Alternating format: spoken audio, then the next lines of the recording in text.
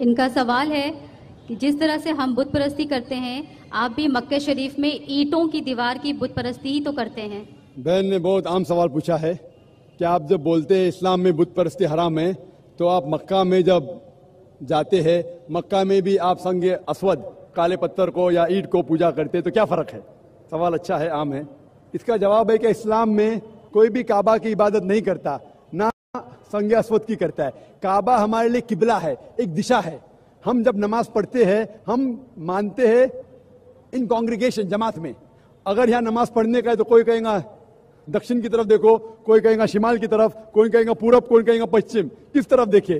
तो इस्लाम में जमात के लिए हम देखते हैं काबा की तरफ। कुरान की आयत है सूरह बकरा की सूरह नंबर 2 आयत नंबर 144 में कि जहां भी नमाज पढ़ो किबला की तरफ, किबला है काबा। और आप अगर नॉर्थ में रह रहे तो आप साउथ की तरफ देख के नमाज पढ़िए, साउथ में रह रहे तो नॉर्थ की तरफ, ईस्ट में तो वेस्ट में, वेस्ट की तरफ रहते तो ईस्ट में। काबा की तरफ दिशा है सिर्फ। और सबसे पहले मुसलमानों ने वर्ल्ड मैप बनाए थे, अल इद्रूसी इन 1154। उस वक्त जब मुसलमानों ने वर्ल्ड मैप बनाई तो साउथ पोल ऊपर था, नॉर्थ पोल नीचे, काबा बीच में था। उसके बाद वेस्टर्न कार्टोग्राफर्स आए, मगरबी कार्टोग्राफर्स आए, मैप को उल्टा किया, north pole top, south pole down. उसके बाद भी अल्हम्दुलिल्लाह काबा बीच में है। हम जब मक्का जाते हैं उम्रा या हज के दौरान, तवाफ करते हैं, सर्कमएम्बुलेशन ऑन द काबा, काबा के गोल घूमते हैं, क्योंकि वो अल्लाह का हुक्म है, हमारे रसूल का हुक्म है। और एक वजह मेरे दिमाग में आती है कि हर दायरे का, हर सर्कल का एक ही सेंटर है। उसके मानी अल्लाह एक है, खुदा एक है। और दूसरे खलीफा का कहना है, हजरत उमर रज़ियल्लाहु अन्हु का, सही बुखारी की हदीस है, जिल्द नंबर 2 किताबुल हज, बाब नंबर 56 हदीस नंबर 675 675। इस हदीस में हजरत उमर रज़ियल्लाहु अन्हु कहते हैं कि मैं इस काले पत्थर को चूम रहा हूं क्योंकि मैंने मेरे रसूल को चूमते देखा, वरना ये काला पत्थर ना मुझे कोई नुकसान पहुंचा सकता है ना कोई फायदा। ये कहना कि काला पत्थर ना नुकसान पहुंचा सकता है ना फायदा, ये सबूत है कि हम बुत परस्ती करते ही नहीं। उसके अलावा मोहम्मद सल्लल्लाहु अलैहि वसल्लम के दौर में सहाबा काबा पे चढ़ के आजान देते थे। कोई भी बुत परस्ती करने वाला जिस बुत की वो पूजा करता है उस बुत पे चढ़ेगा? बिल्कुल नहीं। तो ये सबूत है कि कभी भी मुसलमान काबा को पूछते नहीं। Hope that answers the question. मैं रिंटा सरदार, मैं सातरागाछी से आया हुआ हूँ। मेरा क्वेश्चन है, अपना पेशा बतलाएं। मैं एक व्यवसायी हूँ।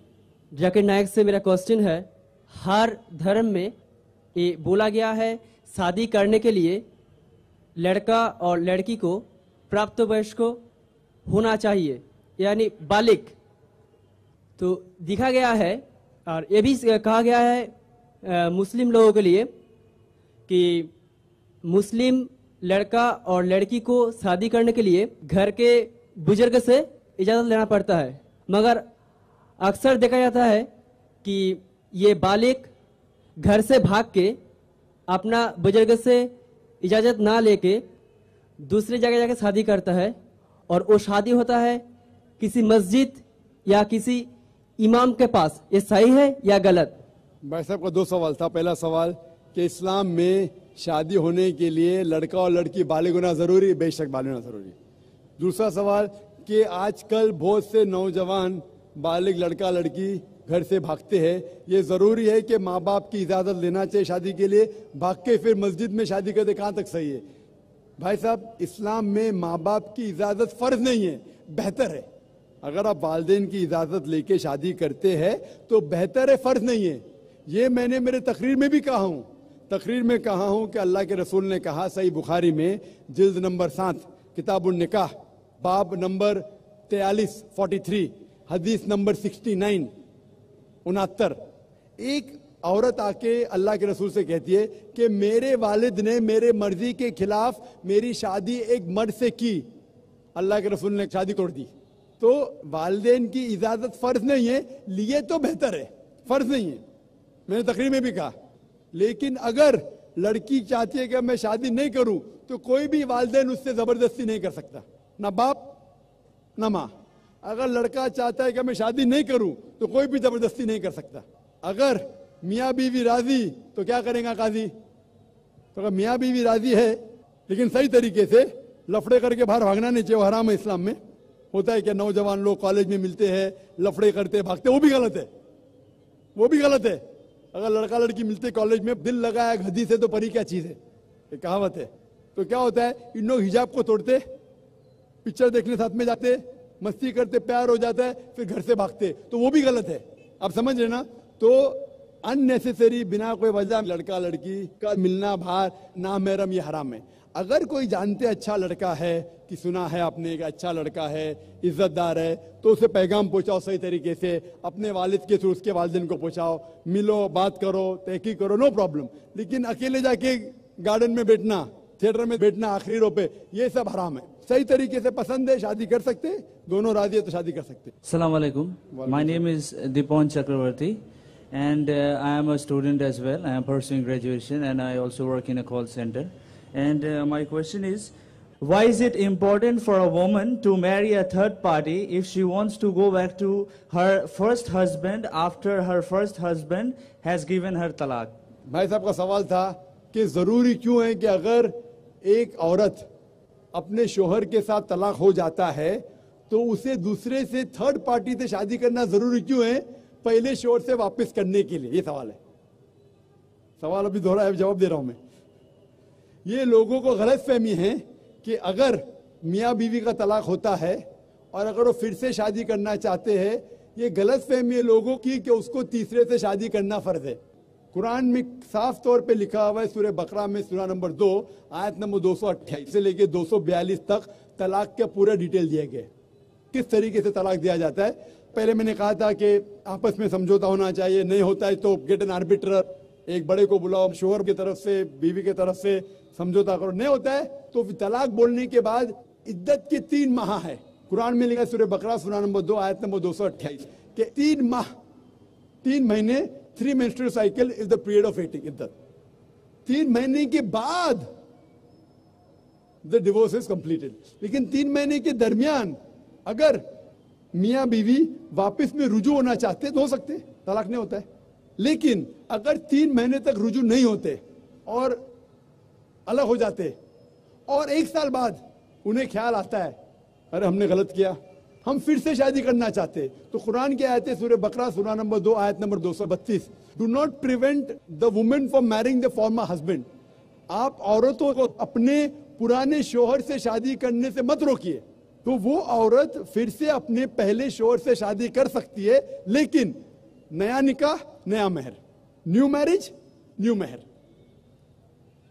No no no, what you are saying is a misconception. I will come to it.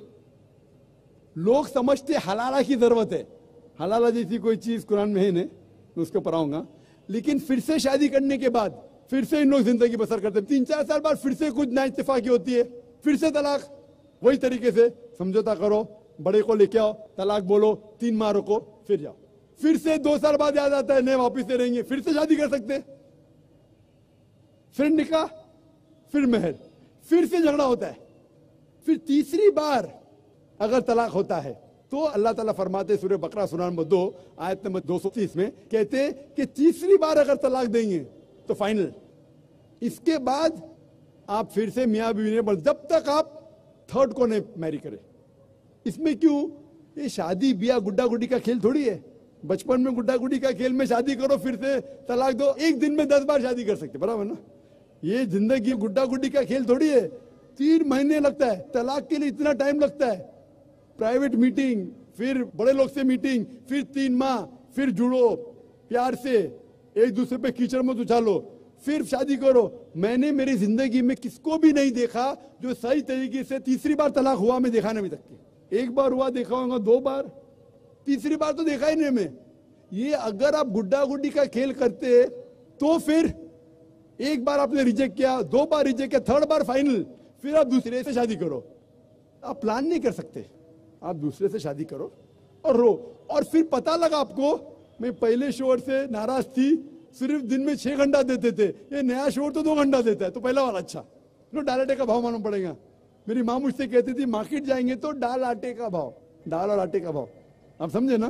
तो हो सकता है क्या, मालूम पड़ा मैं मेरे शोहर से झगड़ा करती थी, वो बीवी कहेंगी, मालूम पड़ा क्या नया शोहर तो पुराने वाले से बदतर है। आप समझ रहे ना। और फिर अगर नए वाले से डिवोर्स हुआ, सेम तरीका, आपस में समझौता, प्लानिंग नहीं। अगर प्लानिंग करेंगे कि एक रात तुम्हारे साथ सोऊंगा और फिर तलाक देना, ये हराम है। आप समझ रहे ना। ये कुछ लोग करते हैं, मैं जानता हूं मुस्लिम माशरे में, वो हराम करते। प्लानिंग करना, तुम्हारा शोहर बनूंगा, एक रात बाद तलाक दूंगा, फिर तुम शोहर शादी करना, ये हराम है। कुछ लोग करते हैं, गलत करते हैं, कुरान में ऐसा नहीं लिखते। तो अगर तीसरी बार तलाक के बाद या पहली तलाक के बाद भी, पहले बार तलाक दिए, दूसरे से शादी किए, फिर पता लगा सही नहीं, तो वापस जा सकते। आप समझे ना। तो ये जो है जरूरी है थर्ड पार्टी के पास जाना, अगर 3 बार सही तरीके से तलाक हो तो इस्लाम में इतनी छूट है माशाअल्लाह, और इतना सही मजहब है, it's the most practical way of life. My question is Muslim woman is liable for the maintenance long life after divorce? भाई साहब का सवाल है कि इस्लाम में खवातीन को तलाक के बाद, डिवोर्स के बाद लाइफ लॉन्ग मेंटेनेंस मिलता है क्या? इस्लाम में जो हुकूक है खवातीन के, वो अल्हम्दुलिल्लाह इतने अच्छे हैं कि तुम्हारे लाइफ लॉन्ग मेंटेनेंस अच्छे। इंडियन लॉ में लाइफ लॉन्ग मेंटेनेंस है, कुछ साल पहले कितना देते थे? 400-500 रुपये, और कितना अभी जरा बढ़ गया होगा। वो क्या है? इस्लाम में महर है। महर मतलब शादी के टाइम पे ही महर मुकर्रर कर सकते। कुरान की आयत है कि आप सोने का पार्ट भी दे सकते। कौन से इंडियन कोर्ट में सोने का पार्ट देते? Life long maintenance. तो इस्लाम के अंदर महर है। महर की कई वजह हो सकती है। वो महर लेके अपने वालिदैन को दे सकती है, अपने लिए फ्यूचर की रह सकती है, तलाक के बाद काम आ सकता है। लेकिन जब तलाक होता है तो इद्दत के दरमियान जो 3 माह है, उसका मेंटेनेंस शोहर देता है। अगर माँ पेट से है तो जब तक वो बच्चा जन्म देती है उस टाइम तक उसका मेंटेनेंस भी होता है। और अगर बीवी के पास बच्चे हैं तो जब तक बच्चा बालिग होता है उस टाइम तक बच्चे का मेंटेनेंस शोहर देगा। लेकिन लाइफ लॉन्ग क्यों नहीं? क्योंकि इस्लाम में महर तो उसका है, वो महर कुछ भी पूछ सकती है, अगर कम पूछी तो उसकी गलती, महर तो मिल गया। क्योंकि डिवोर्स होने के बाद औरत वापस से नई शादी कर सकती। उसके बाद अल्लाह के रसूल कहते हैं कि सबसे बेहतरीन वो चैरिटी में जो माँ बाप अपनी डिवोर्स बेटी को अच्छे से देखभाल करते। तो माँ बाप देखभाल कर सकते, भाई कर सकता है, भाई ने करा तो माशरा करेगा, माशरा ने करे तो इस्लामिक स्टेट करेगी। और अगर कहेंगे कि शोहर को देना चाहिए तो मुझे एक नया लेक्चर देने पड़ेगा, मेन्स राइट्स इन इस्लाम, आदमी के हुकूक। क्योंकि इमेजिन उसको महर भी देने का है, इद्दा का मेंटेनेंस भी देने का है, लाइफ लॉन्ग बोलेंगे, वो नई शादी करेगा उसको नया महर देने का। आदमी पे जुल्म थोड़ी करना चाहता अल्लाह ताला। तो आदमी जब महर दिया, अगर डिवोर्स हो गया, औरत का तो इतने ख्याल रखने वाले लोग हैं, बाप है, भाई है, या बेटे है, माशरा है, वो नई शादी कर सकती, उसका नया शौक, उसको दूसरा महर देगा। ये आदमी जो डिवोर्स हो गया, वो जब नई शादी करेगा उसको नया महर देने का, तो नया महर देने का, पुराने बीवी को मेंटेन करने का, तो मुझे नया लेक्चर देने पड़ेगा, मेन्स राइट्स इन इस्लाम, आदमी के हुकूक। तो अल्लाह ताला जस्ट है, बराबर है, औरत ऊंची नहीं है आदमी से। आप समझे ना। तो इसीलिए अल्लाह सुब्हाना व तआला ने सही इंतजाम किया है, लेकिन खवातीन का ख्याल भी रखा है कि अगर उसको जरूरत पड़े तो माशरे के दूसरे लोग उसका ख्याल रखेंगे। Hope the answer the question.